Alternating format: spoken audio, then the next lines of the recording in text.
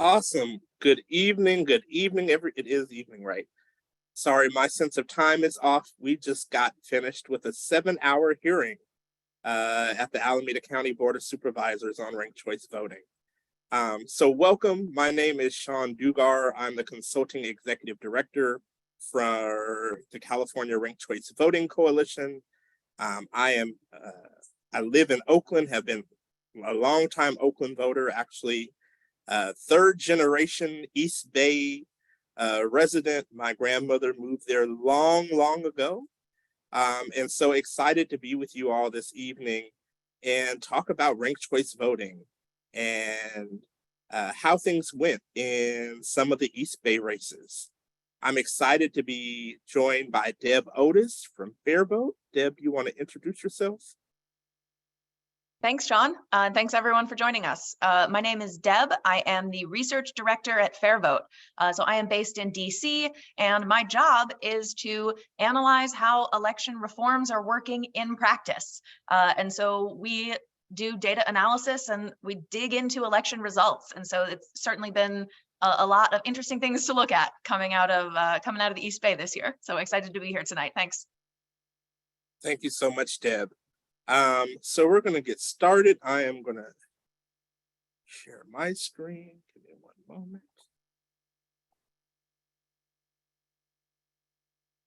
All right, are you all able to see that? I believe that's a yes. So let's get straight into it. So an overview of ranked choice voting in the Bay Area.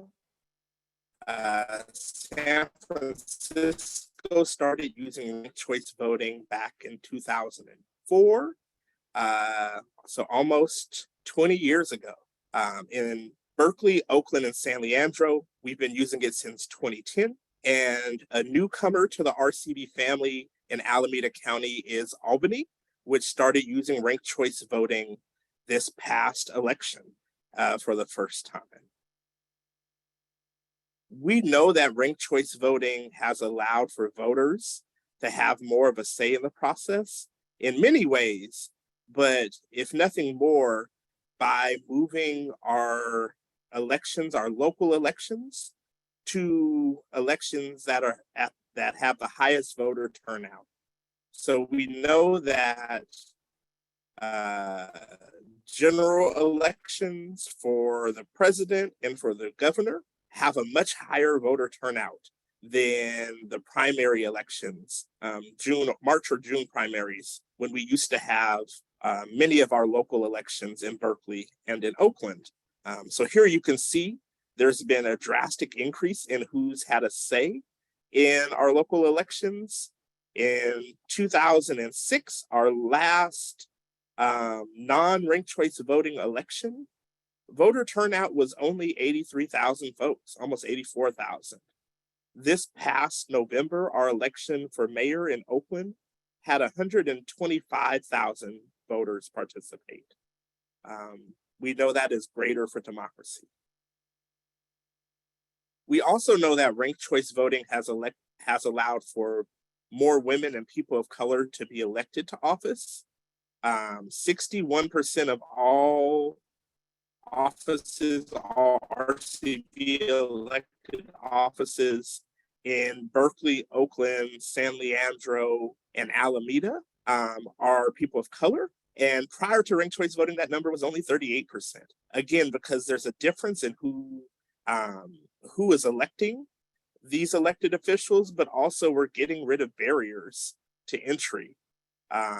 We know that running two races is costly, and that communities of color, women, LGBT folks tend to have a tougher time raising money. We all know money in politics is an issue. Another example is prior to ranked choice voting, in its 160-year history, Oakland had never elected a woman as mayor. Since ranked choice voting, we've elected nothing but women as mayor. So lastly, we know that ranked choice voting gives voters a greater voice. and candidates a greater mandate for winning. We know that in Bay Area elections, winners typically are ranked by at least 60% of ballots. So, you know, even in the closest of races like we just had in Oakland, although the official result is just over 50%, once we look at the remaining two candidates, so if we look at the candidate who did not win, we see a large number of those voters ranking the winner on their ballot. And a good example of this is just this past election, 85% of Oaklanders ranked two or more candidates on their ballot. So we know that voters understand it, understand the process. So let's jump into the reason that many of you are probably here to talk about the snafu that just took place or was just discovered in the race, in the Oakland School Board District 4 race. I was actually notified by FairVote that they discovered this discrepancy. I brought it to the registrar of voters, to their attention, just a couple of days before Christmas. And they worked, I have to give them credit where credit is due. They worked very quickly over a holiday weekend to first to verify the issue and second to make sure the issue was addressed. And Deb will dive a little bit further into what that issue was, but we know that, you know, there are issues with election results all the time. It is not something that is specific to RCV. We have many examples actually here in California where that happened this year, but we know that that registrars and election workers are humans. They make mistakes. It's what they do when they find a mistake and how they correct it. That's very important. So with that, Deb, I will hand it over to you. Okay, thanks, Sean. So we want to get kind of deep into the numbers here about what exactly happened. How did we end up with the corrected tabulation leading to a different winner? This was unprecedented, and you know, we were surprised to see this for sure, and are grateful that the registrar took steps to, you know, confirm what we found and correct it. So here is this graphic we have on the screen is what was published as the original results. And so this was round one. As a quick RCV reminder, round one means you're counting everyone's first choices, and then we're checking if there's a majority winner. If not, you eliminate a candidate and transfer some ballots. And so what we're seeing in this graphic is we had our three candidates. Nobody got a majority in the first round, and so they're eliminating Mike Hutchinson here. You can see it looks like he has the least votes by 40 votes. So Sean, could you go ahead and click 2 more times? I'm going to put some little circles up on here. I want to highlight how close this margin is. See, this Mike Hutchinson was only trailing by about 40 votes here. And then down in the bottom row here, this says suspended. And now why are there over 200 suspended ballots? And so this is what we're digging into, and this is why the result ended up changing. Next slide, please. So what is a suspended ballot? This is a setting that exists in the software used by Alameda County, but it was a mistake to use this setting. And so a suspended ballot is a ballot that gets set aside because it did not have one of the named candidates ranked as first choice. So this means a ballot that skipped the first choice, or a ballot that ranked a write-in instead of one of the named candidates as their first choice. And the algorithm set aside those ballots in the first round and then added them back in later. There's a reason that this setting exists, but it's an archaic reason, and the setting, this was the mistake. That setting, it was a checkbox. It should not have been checked. Let's go into an example of what a suspended ballot might look like and why it matters. So next slide, please. So this is an example of a ballot that had a skipped ranking in the first round. So this looks like a voter error, but this ballot obviously should still count. So this is a person that did not mark a first choice. but then they marked a second, a third, and a fourth choice. So in a typical RCV tabulation, this ballot ought to count for the second choice, that Mike Hutchinson right there in the first round, because we should skip ranking. If you have checked the box for first round suspension, they set this ballot aside. They don't count it in the first round. Click, please. And so if write-ins and skips are counted in the first round, then this ballot would count for Mike Hutchinson in the first round, because we just skip that skip. But if you use the ballot suspension setting, Hutchinson got eliminated before this ballot got counted. So there's a stack of 200 ballots that had valid rank, or maybe had valid rankings later on the ballot, but they didn't get counted in the first round. I see some questions about why this setting even exists. I think this is a relic of an older time.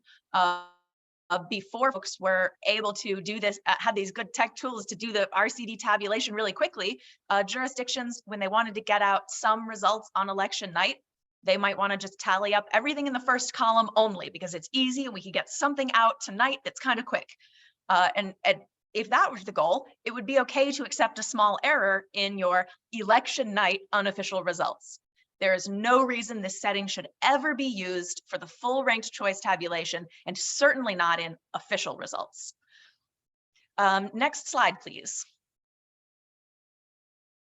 So this one, we got some small graphics here. We can all zoom in. This was presented by the Registrar of Voters, comparing the wrong tabulation, that's in green on the left, compared to the updated tabulation, that's in blue on the right.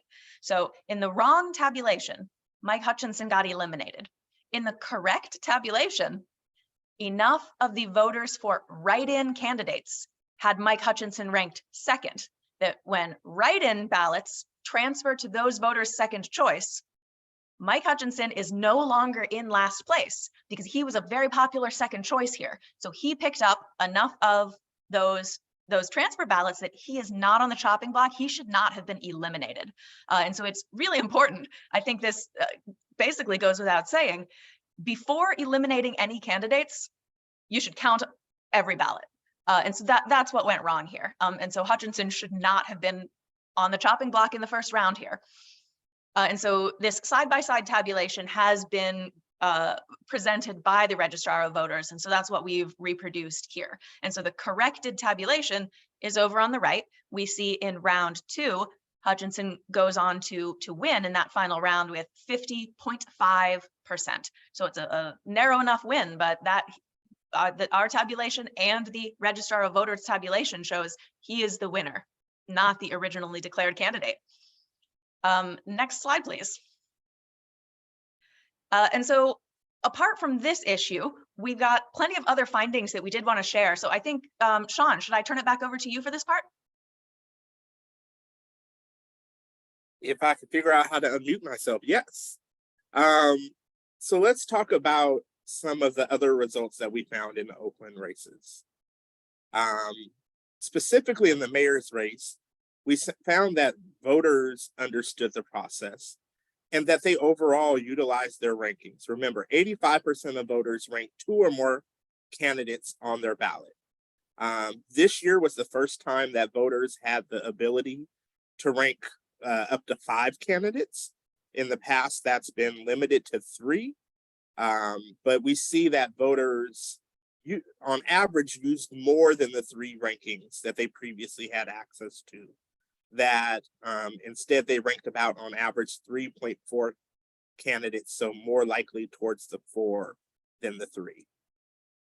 And that voters for frontrunner candidates tend to rank less than voters who voted for the other candidates in the race who they know may not have had the best shot. We also know that Sheng Tao built the strongest consensus in every race, and that ends up with about 60% of voters, a little bit over 60% of voters, ranking her on their ballot. So she was not only the winner by that small margin that we come up to in the final two candidates, but a large number of Lauren Taylor's voters included Shang on their ballot. And so that goes into that voters aren't as divided as we think they are, or as some would have us believe they are. Again, 22% of Shang Tao's voters rank Lauren Taylor as their second choice. And 44% of her voters included Lauren within the additional rankings that they had available to them. 24% of Lauren Taylor's voters chose Shang Tao as their second choice. And 45% of Lauren's voters included Shang somewhere in their rankings. We know there was an unusually high number of overvotes for mayor. An overvote is where someone has utilized all of their rankings and the ballot can no longer be counted, or within the candidates that they marked on their ballot, they did not include the front runners in their rankings. So we know that this does not match previous Oakland elections and other races for the year. So there was a higher than average number of overvotes for mayor. But we know that they also happen in any election, and that overvotes don't impact who won because they continue to count for any candidate that's still in the race. So these are people who voted for candidates that were not amongst the top two and were eliminated through the ranking process. Deb, I'm going to hand it back over to you. Absolutely. Appreciate going through kind of those results from the previous rounds. As we look forward to what is next in Oakland and in other ranked choice places around the country, FairVote has a list of best practices for ranked choice voting elections. There are a lot of best practices in place for non-ranked choice elections, and we've got a list of just a couple here that we add on when you're running a ranked choice election. There's a playbook for doing this. There are 60 jurisdictions now that have adopted ranked choice voting, and so this is something that you can run transparent, safe, secure elections with ranked choice voting, and it can be done easily.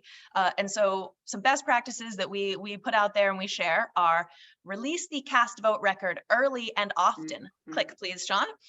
The cast vote record is this data file where we get the information for every single ballot. How did the voter rank? First choice, second choice, and third choice. And this is the file that let us catch the error. And so in other jurisdictions, they release the cast vote record earlier than what happened in Alameda County. Once we got the cast vote record, we found the issue quickly, but it took more than a month to get this cast vote record. And imagine how much trickier this would have been if the candidates had already been sworn in.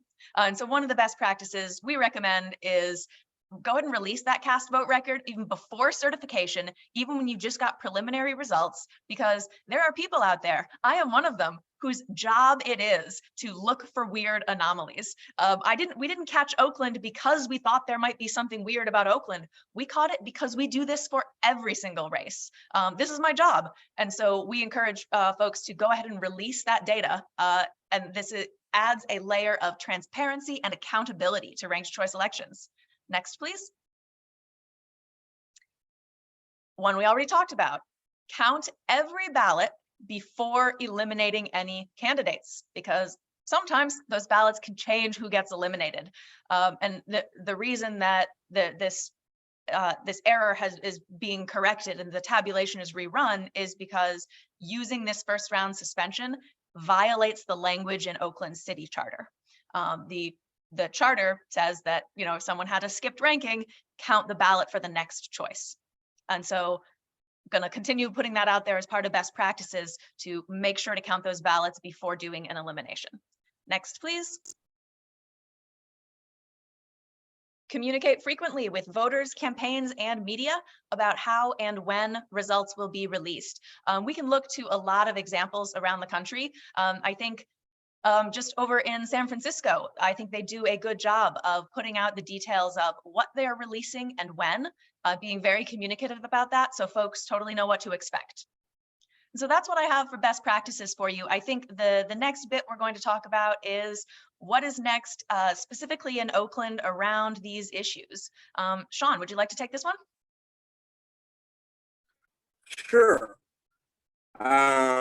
So we know that officials in Oakland will be sworn in soon, actually on Monday.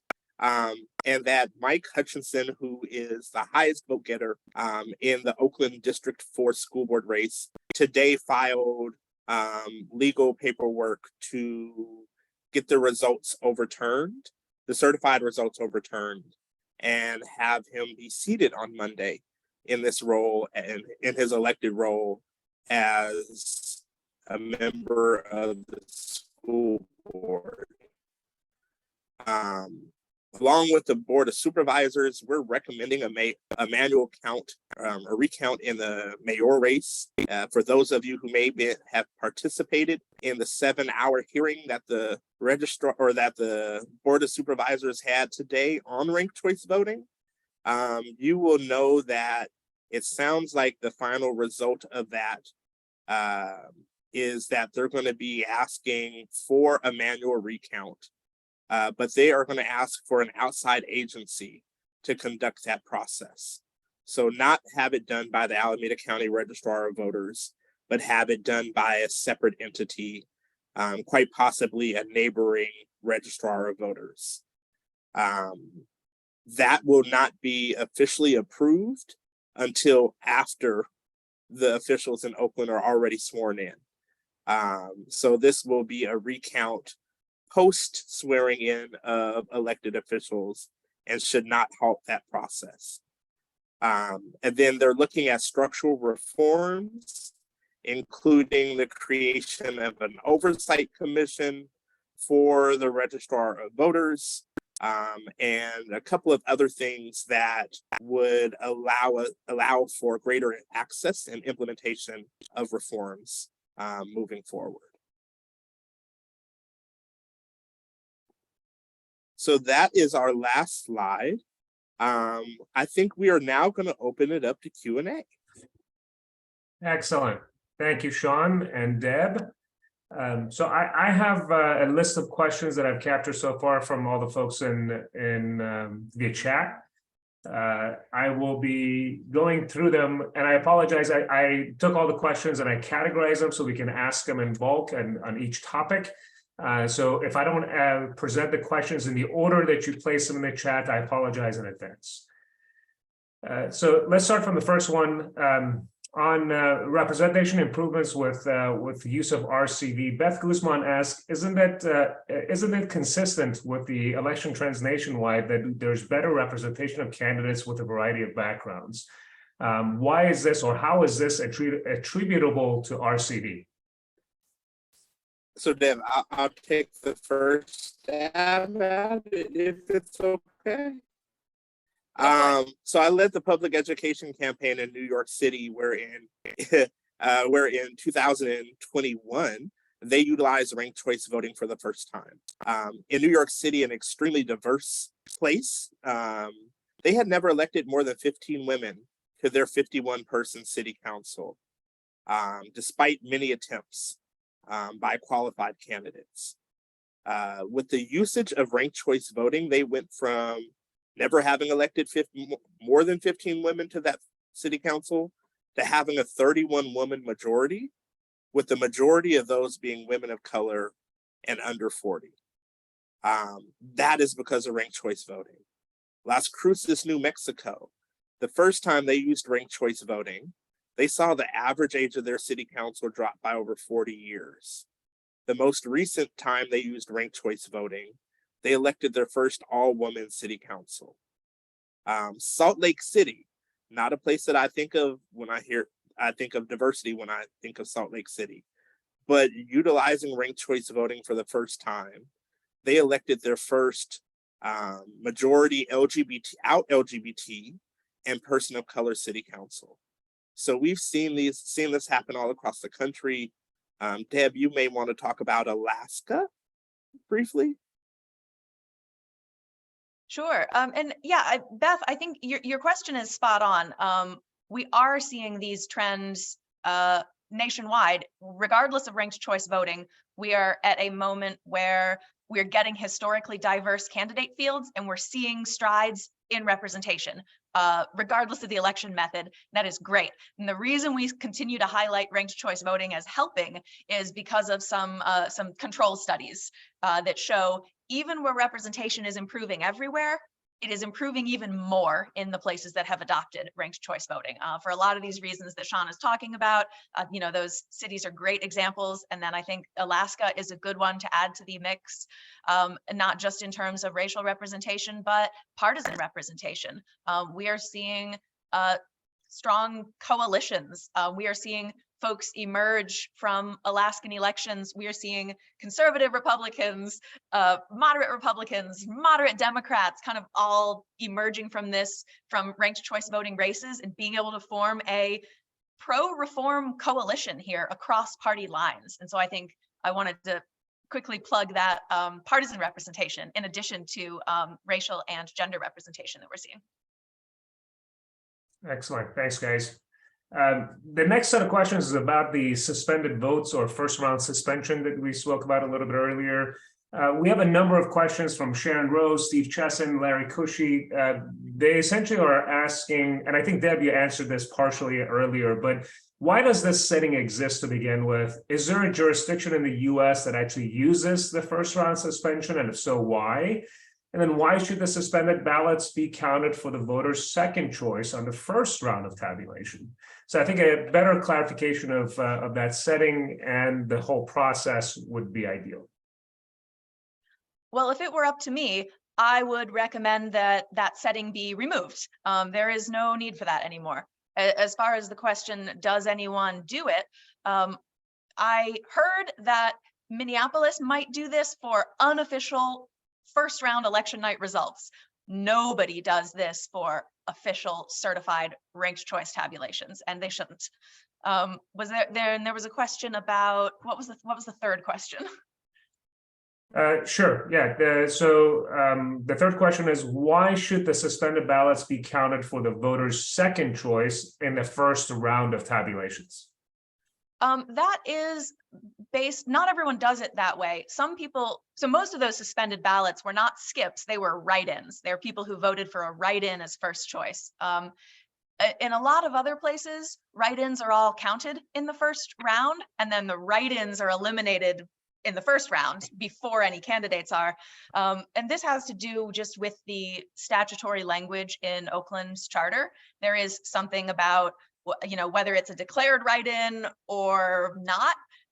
And so I think it's totally fine to sort of condense that and not have to have the round of write-ins, as long as it is well-defined in statute and we can see that every ballot is actually being counted.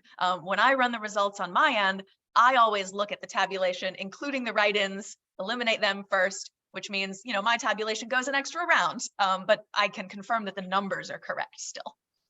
So that's just a choice, and I think it's okay either way. Okay, thank you, Deb. Next, on the topic of ranking 5 votes, we have a couple of questions. One from Beth Guzman. What was the reason for expanding from 3 ranking to 5 ranking? What's to be gained by that process?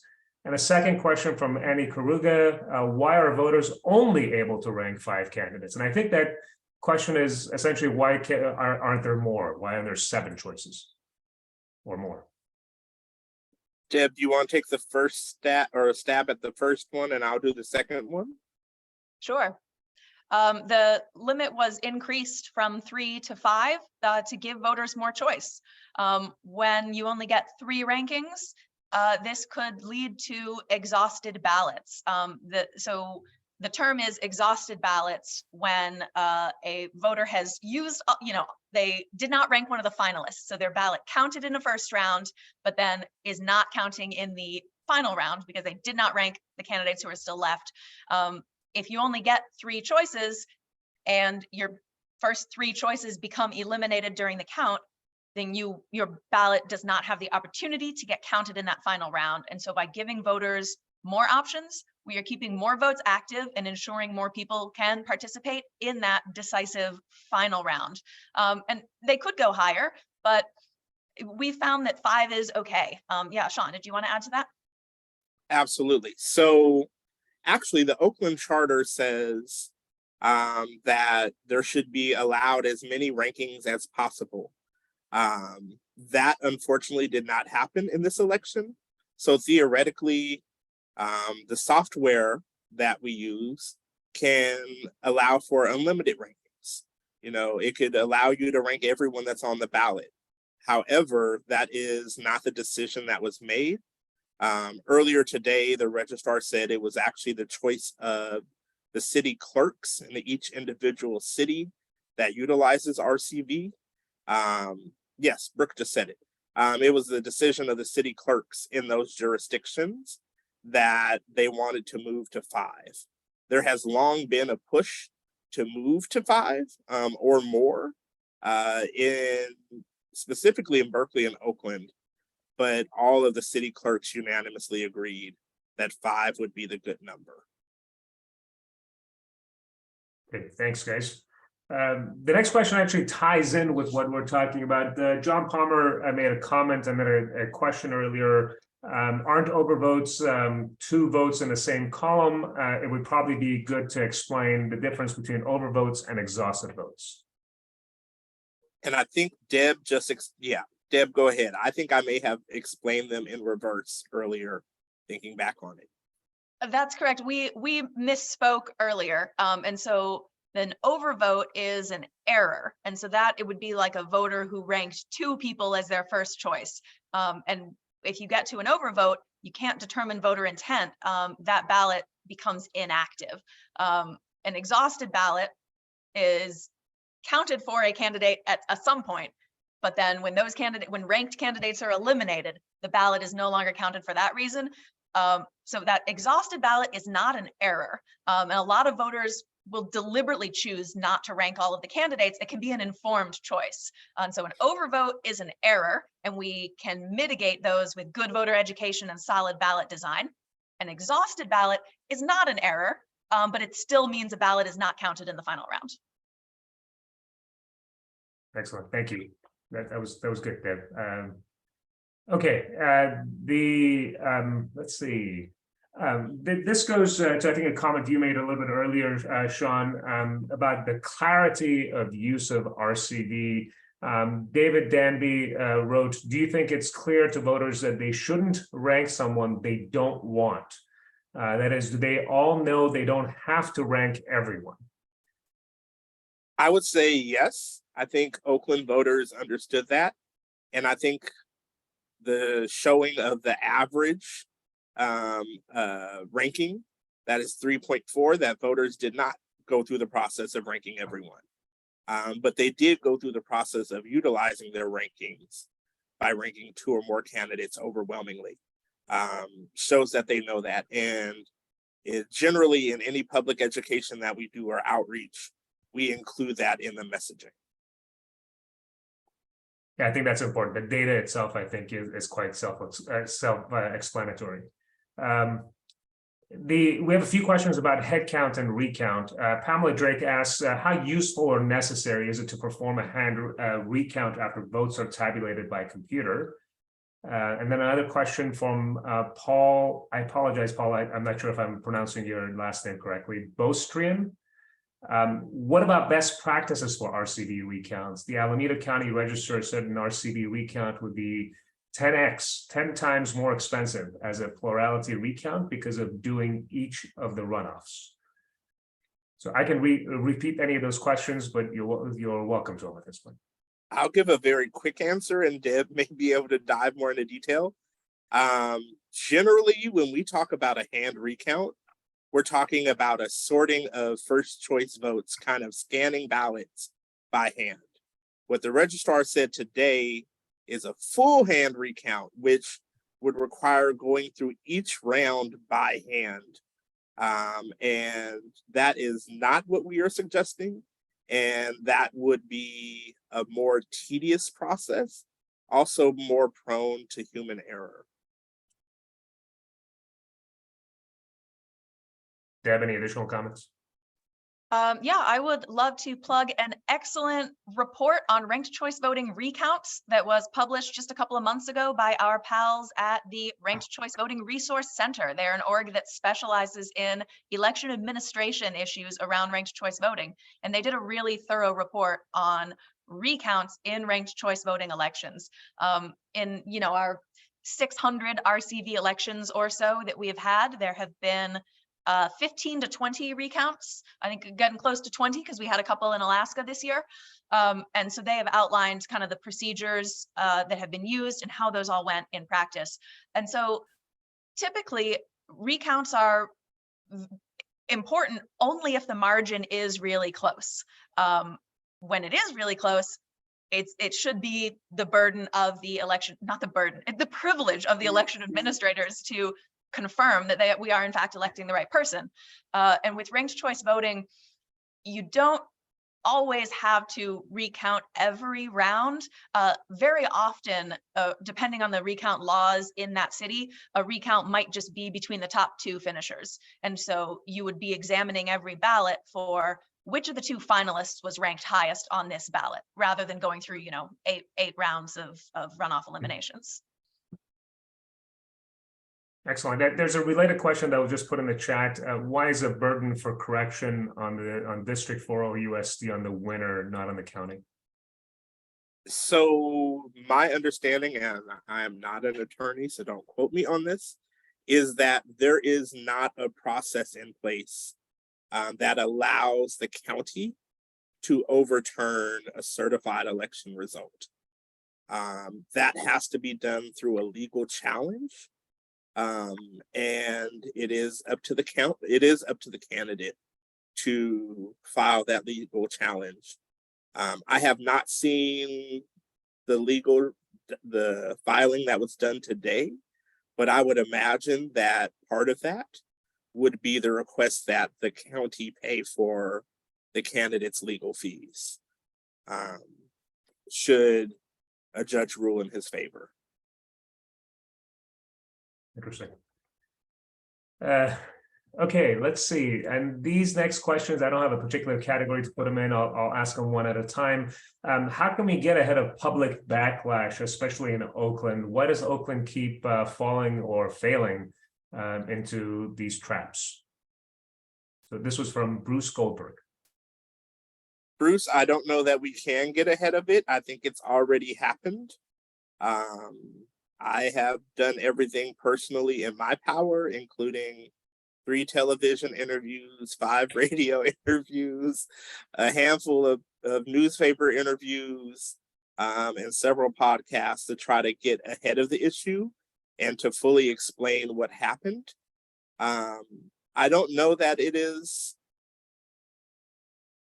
the result was changed in Oakland, but remember the issue was in Berkeley, Oakland, and San Leandro. So it was not Oakland specific.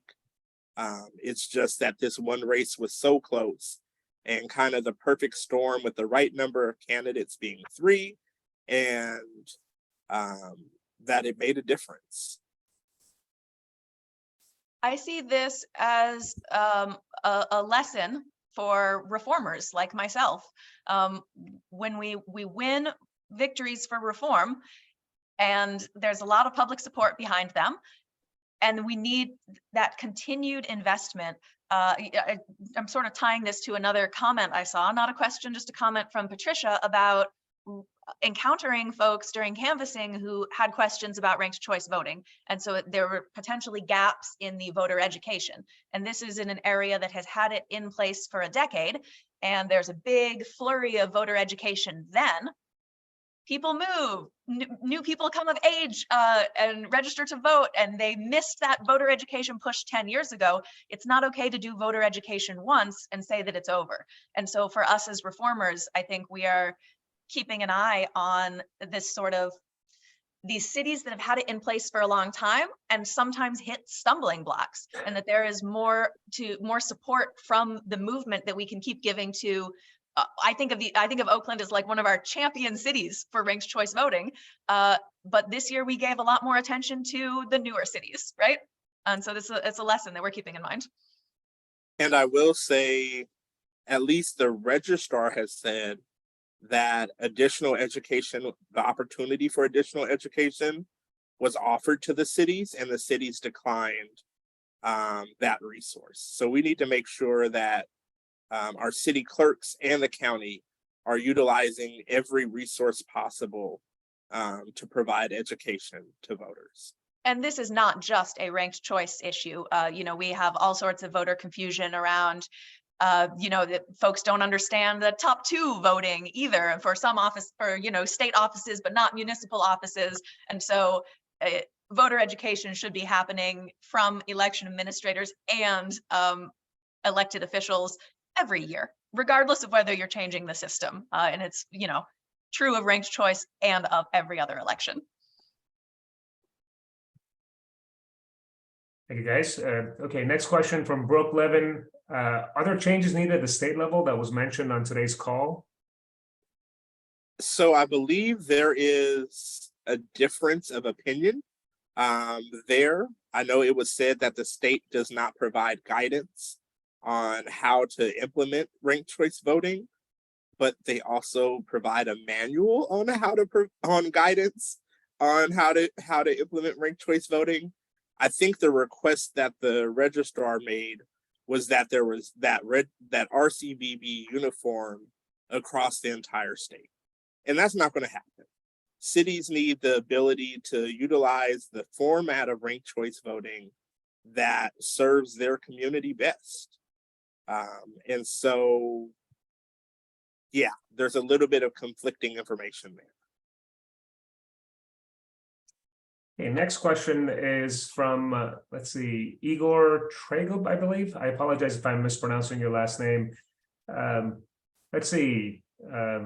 With regard to Albany, which use a more complex vote transfer system than simple IRV, there are no potential issues. I'm sorry, this is a comment. So there are no potential issues being discussed there, are there?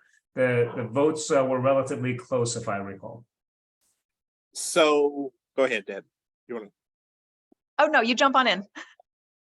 I was going to say my understanding is this issue did not impact Albany because Albany uses a different format of RCV. That button that was checked is not available in the options for Albany. So this is actually Preston Jordan.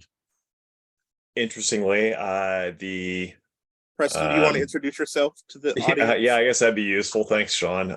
So I am what am I now? We rotate around in Albany, so I got to remember which year I'm in. I'm a city council member in Albany, and before that was it's fair to say, one of the leaders that brought RCV to Albany, multi-seat, single transferable voting. So the registrar has put up the not the registrar, the city clerk has put up the detailed RCV report for Albany's city council election, which was a 2-seat election. Looking at that, the first page has all the different settings that are available and what those settings were chosen as by the registrar. It actually does have the suspended ballot setting as available. And interestingly, and I do not know, why the registrar made these choices in every preliminary report that was put up. The registrar had the suspended ballot option selected. So the suspended ballots were also not being counted in the first round in Albany. For some reason, and I wish I could claim it had anything to do with me, but I can't claim that as far as I know. The registrar turned off that option in generating the final report. Why? Who knows? As we know now, the registrar's office has been pretty much a unknown box in terms of what's going on there. So I can't claim to know why, but that's why it didn't happen in Albany. There is a different issue that happened in Albany, which Deb, thankfully, as she said, runs all the CVRs as a matter of course, and so found it didn't change who got elected in Albany. But the registrar chose the option of calculate the threshold based on the continuing ballots in each round. And Albany's ordinance rather requires calculating the threshold based on the continuing ballots only in the first round. So if you look at the report, the threshold is decreasing with each round. Fortunately, we were only electing 2 candidates rather than 3. So it doesn't really show up obvious in the count when you look at it. Because if we were electing 3, then the second seat would have been filled by somebody who had reached a lower threshold than the first candidate. And the algorithm doesn't reallocate more votes from the first candidate elected based on the declining threshold. So it's just kind of a big mess. So I'm working to get that corrected for the next election, but I'm not really taking it on to try to correct it for this one because it doesn't make a difference in terms of who was elected, and I don't want to add to the fire. Awesome. Thank you, Preston, so much. Next question is from Brent Turner. Will FairVote commit to advocate for GPL open source software for use in election systems, as this would increase voter confidence in RCV? The thing we're advocating for right now is consistent release of the full ranking data for this kind of external validation and analysis. And we are also supporting our pals. Once again, I will boost the Ranked Choice Voting Resource Center, who do produce an open source tabulator. And so those are the things that we are advocating for at this time. And I know there was another question about open source and that being brought up earlier today. It was the same question by Brent, I believe. I think there were a couple of questions around it. I apologize. But while I think open source is a great tool, and I know there are multiple open source RCV tools, none of them are certified by the Secretary of State. So that is something that the Secretary of State would have to process, that those systems would have to go through. My understanding is it costs about $1 million to get certified by the Secretary of State in California. So of course there would have to be something behind that allows for those systems to be certified. And Sean and Deb, Brent has offered to provide additional explanation of how it could help if we want that. We want to have that conversation. Brent, I say we should probably pick that up if we have time towards the end, and it's of course up to the speakers on whether or not we want to take up that topic again. We only have about 7 minutes left together. Yeah, and we have a couple of more questions. I'm sure there'll be others that will pop up. So from Patricia Kernigan, are there some ballot designs that are better than others in terms of easily understanding how to mark or educate the voters?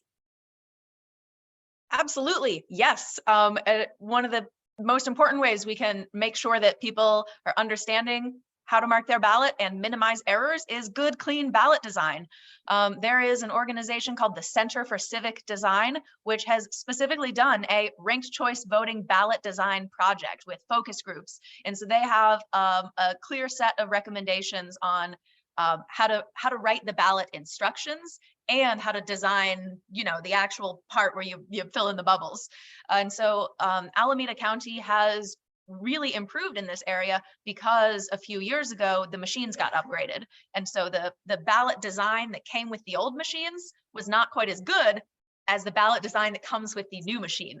And so already a lot of these changes have been adopted. And so we're in pretty good shape, but yes, there's a set of recommendations that is available, and we proactively share that, especially when new folks are starting RCV or when people are exploring upgrading their technology. Okay, thank you, Deb. And then Igor has another question. What's the likelihood that a judge would rule in Nick's favor? This is, I think, with the comment a little bit earlier, but I'm sorry, go ahead. I don't know that is the question that's before, but that's in the legal process. I know the attorney for Nick did speak at the hearing today. They've made several requests to the Board of Supervisors. I think their main argument is if the registrar had the authority to rerun the tabulation after the results have been certified. So if they do file a challenge, that may be the question that they ask. But it's important to point out that Nick's attorney has not filed any challenge right now. Yeah, excellent. I think we got all the questions. If I've missed it, I put a comment in chat. Please repost your question, and we may be able to take one more question at this point. We'll give everybody a few seconds to maybe post their question. If not, maybe we can have some closing remarks. I think Bruce had a question about if there's value to try to standardize RCV as much as possible and as broadly as possible. I think you have to use the flavor of RCV that works best for the jurisdiction that is trying to utilize RCV. You know, the way that Albany uses ranked choice voting is very different than the way that Berkeley and Oakland and San Leandro use RCV. But it makes sense for them because they're a small town and districts don't necessarily make sense, as opposed to cities that have a larger population and could be districted. And also San Diego is looking at a very different format of RCV than what we have in the Bay Area. Sean, I meant more about standardizing software and education. I understand that. I'm just saying, to minimize the variability that we keep on running into, there's no scale in education if we have to do it differently everywhere. True. Education, that definitely makes sense, or at least to have a standard. You could always go above that standard, but to have a standard for education. As far as the systems that are used, there is only currently one system, I believe, in California that is certified for ranked choice voting usage, and it's what we have in Alameda County. So that would not necessarily make a difference. Although I know there are other systems, other software providers that are looking at getting verified or certified by the Secretary of State. And I think there's a lot of value to additional standardization of the best practices around. So exactly as Sean says, there are the different flavors of ranked choice voting. Are you doing the single winner version or the proportional version? But once you're using the single winner version, if that has been decided, there are a set of best practices that we would like to, being FairVote, would like to see groups adopt a little more often. We'd like, this is, would you like to install with the recommended settings? Usually probably just say yes. And so FairVote and other organizations in the movement, we do have kind of this set of guidelines, like what should you do if you get to a point, if your ballot has a skipped ranking? How should the tabulator handle that? There is a set of guidelines for that. One of our challenges is kind of getting that adopted. We created it, and we're working on, I think, making that more of a standard step for new jurisdictions to kind of talk with them about these guidelines. And if you want to do something else, you should probably have a pretty good reason for it, I think. It's 6:59. I'm not sure if we have time for another question. There is one more that Simon posted regarding efficacy of RCV in small towns. Should we pass them in small towns? And he's put a comment, RCV doesn't seem to work that well in them. Well, and so this is Preston Jordan. I'm going to jump in and say it worked fantastically in Albany. I would say not by district, so stay at large, go with multi-seat, but it just had like one of the most tremendous outcomes in Albany that the city's had. So you can talk to me more offline if you like. Okay. And with that, I hand it back to you, Sean and Deb, for any closing remarks. Deb, do you want to go first? Sure. Thanks for taking the time to get really into the weeds on this. It's a weird situation, and we're lucky that we have kind of we're in a position and working with such good people who want to see these things and want to fix them. And this is a group of optimizers. So it's a fun movement to be in. And when issues like this come up, we can keep rolling with it and keep improving things. If folks have additional questions afterwards, you can get in touch with FairVote. You can get me at deb@fairvote.org. If you can remember my first name, you can find me. And so thank you again for being here. Back over to Sean. Awesome. Thank you so much, Deb, for joining us. I know you are on the East Coast, so it's fairly late there. Thank you to all of you for joining us, especially my Bay Area folks. This is the only non-rainy night that we're going to have for another week or so. So I truly appreciate you all being here and spending your dry night with us. If you have questions, you can reach Cal RCV and at info@calrcv.org, or go to our website calrcv.org. And just thank you all so much for joining us this evening. Excellent. Thanks, folks. All right. Thanks for spending your Thursday night with us. This is an important topic for all of us, I'm sure. And Sean and Deb, great job. Thank you for taking all the questions and the presentation as well. Thank you so much. Have a good night, everyone. Thanks.